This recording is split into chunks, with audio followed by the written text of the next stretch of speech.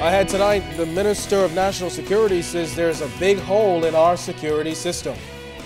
The Constitutional Commission speaks out about marriage.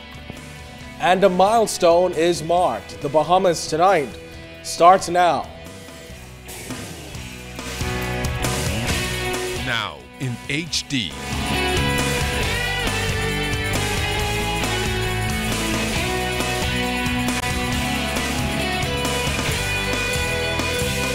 ZNS Network presents The Bahamas Tonight. This segment of the news is brought to you by BTC Powered by Line.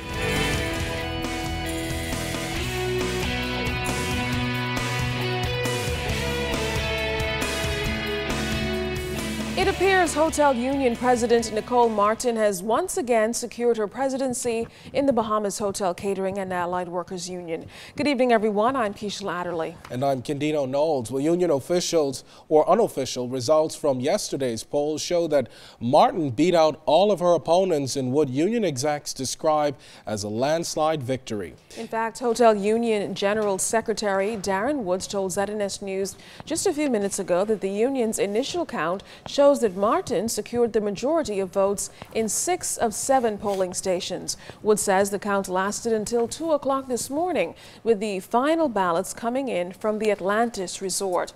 We're told that Ernest Burrows is leading the official count by the Labor Department and expects to declare an official winner by early tomorrow. Woods says the A-team was not overly confident but remained hopeful. Now he says his team, headed by Ms. Martin, will return to office and get on with the union's business.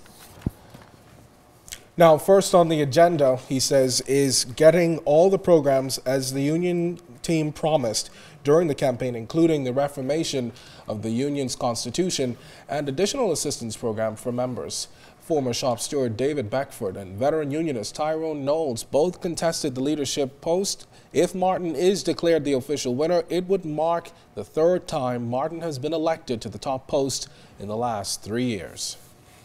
Police here in the capital seized over 70 rounds of assorted ammunition along with an illegal pistol yesterday in the Wolf Road area. Coupled with armed robberies, house breakings, and stealing, authorities report nearly every day about criminals who seem to be using these illegal items to commit criminal activity. Well, it's not only a concern for the Royal Bahamas Police Force, but the Minister of National Security, Dr. Bernard Nottage, who told our Altivis Mornings today that while it appears that crime is on the rise, statistics illustrate that they're not. Police reported on Wednesday that to date, they've removed 54 firearms and 1,179 rounds of ammunition nationwide. This proves that the resources provided by the government help in fighting the crime war. National Security Minister Dr. Bernard Nottage revealed that although criminals utilize these illegal items, the numbers for armed robbery and other crimes are actually down. But there's still room for concern. We have so many areas in our country where guns can be brought in,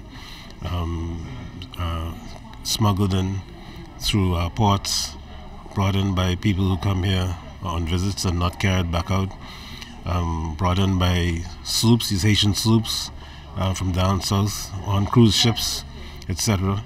And there's no question that there are too many guns in this land. And there's no question that we're doing everything we can to track them down and remove them. But the National Security Minister is disturbed about the effectiveness of the ankle bracelet system. Launched in 2010, ICS Security Concepts was contracted to monitor suspects on bail, mandated to wear the devices.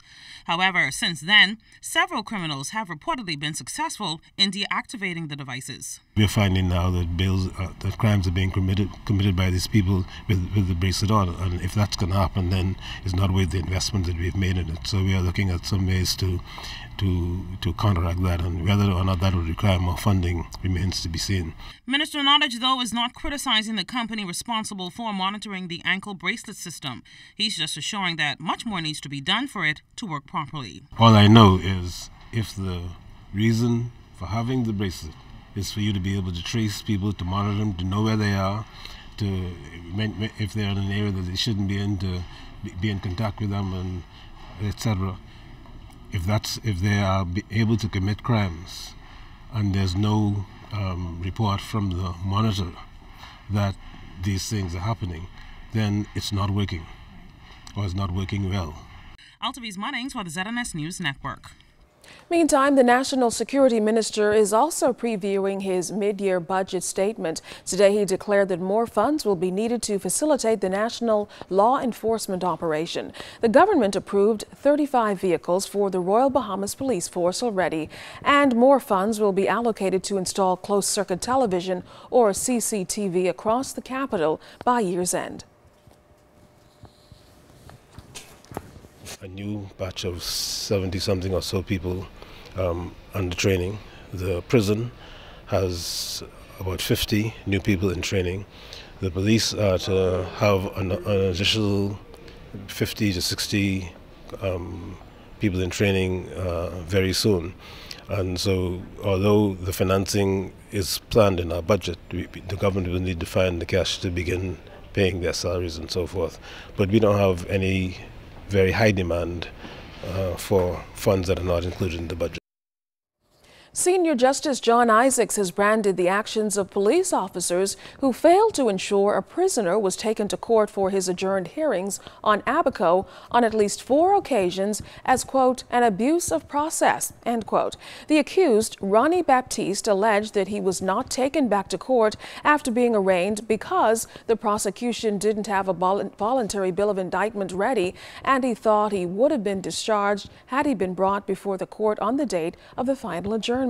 Justice Isaacs indicated in a written ruling that the actions of police officers involved in the case represented a blatant and extremely serious interference with the administration of justice and an equally serious failure to adhere to the rule of law. He further noted that officers Colley, Hall, and Bannister may have committed an offense and there may be consequences. The matter is now in the hands of the Attorney General.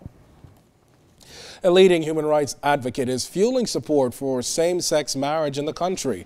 Today, the former head of the Rainbow Alliance addressed the Constitutional Reform Commission, calling for legal rights for same-sex couples and protection from workplace discrimination towards gays and lesbians.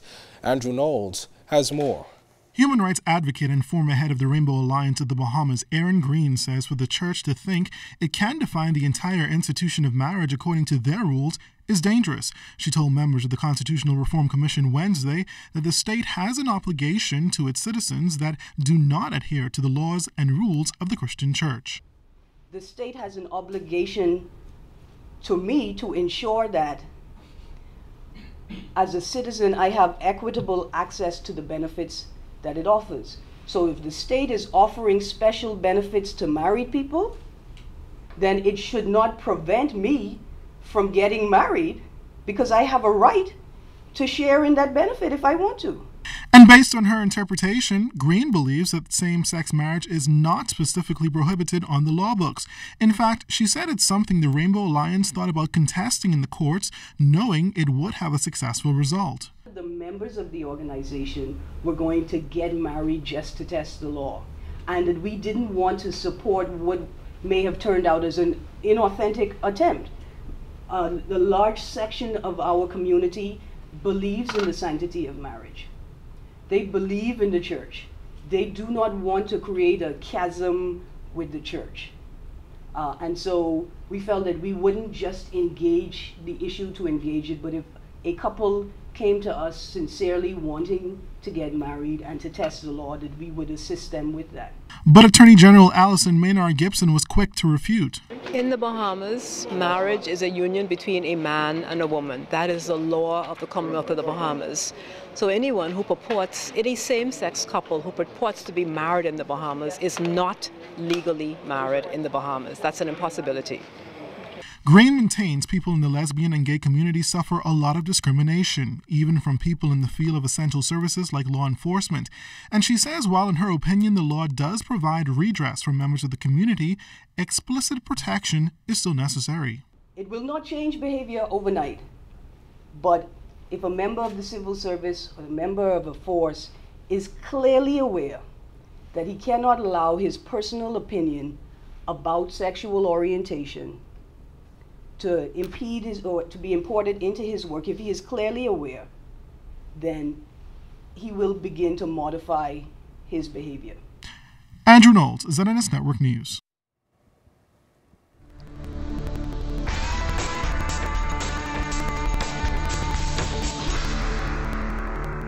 In our first look at weather, front boundary across the extreme northern Bahamas will spread showers over the area during the night and tomorrow. Meanwhile, outside of our studios, we have a temperature of 80 degrees, relative humidity 72%, under partly cloudy skies. The winds out of the south-southwest at 4 knots, barometric pressure 1,013.6 millibars. That's 29.93 inches, and it is rising. But stay tuned. Temperatures around the family of islands, travel and boating forecast is still to come.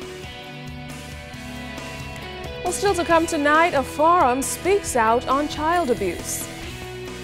And Urban Renewal gets powered by a new sponsor. Find out who. You're watching The Bahamas Tonight.